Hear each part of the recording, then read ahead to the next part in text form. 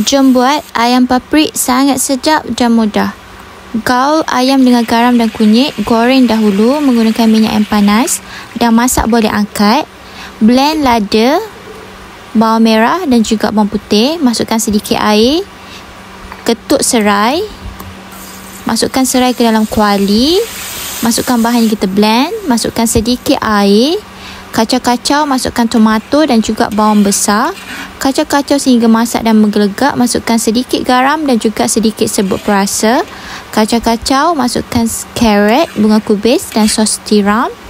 Kacau-kacau, masukkan ayam. Gaul-gaul sehingga sebati. Masukkan daun limau purut. Perah limau nipis. Ayam paprik is done. Sangat sedap. Thanks for watching. Jangan lupa untuk like, share and subscribe to my YouTube channel. Bye. Jumpa lagi. Assalamualaikum.